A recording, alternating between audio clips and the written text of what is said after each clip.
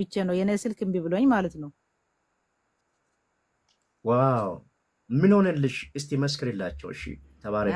እኔ የሆነልኝ እግዚአብሔር በአንተ የተናገረውን ሁሉ ነገር እየፈጸመ ስለሆነ ክብሩን ጠቅልሎ እሱ ይውሰድ።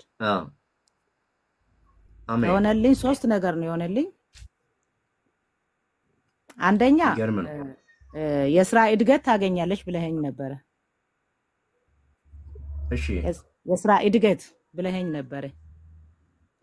ሁለተኛ ደግሞ ከመስሪያ ቤትሽ ያው በጣም በእኔ ላይ ያልተኙ ሰዎች እንዳሉ 2 ሰው ይነሳሉ ብለኸኝ ነበረ። ሶስተኛ ደግሞ ክፍለ ሀገር ለቅሶ ላይ ሆኜ ክፍለ ሀገር ላይ በስልክ ጸልይልኝ ብያ ጎትጉቼ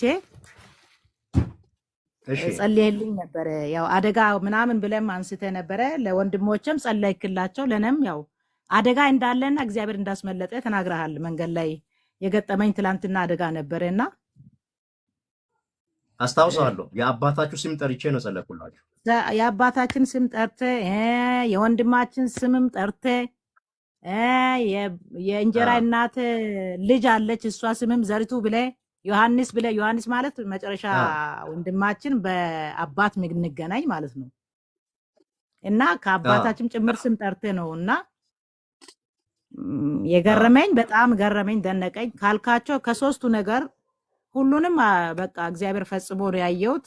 መጀመሪያ ከስራ ይነሳሉ የተባሉ 2 ለኔ ላይ የማይተኙ ሰዎች ከፊታ ላይ የነበሩ በውድቀት ነው የተነሱት።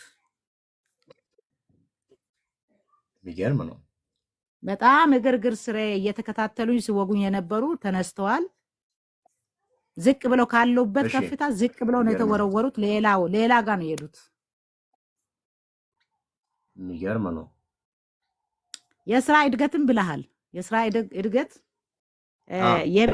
ለምሳሌ ቁልፍ ሲባል እኔ የሚገባኝ እንደ መንፈሳዊ ታርሙኛላችሁ፣ ግን ቁልፍ ሲባል የቤትና የመኪና ብቻ አይደለም። የሹመት ቁልፍም ተሰጥቶኝ ነበር። ሹመት በቃ አለ አይደል? እኔ ባለሙያ ነኝ ብያለሁ። የመንግስት ሰራተኛ ተራ ሰራተኛ ነበርኩኝ።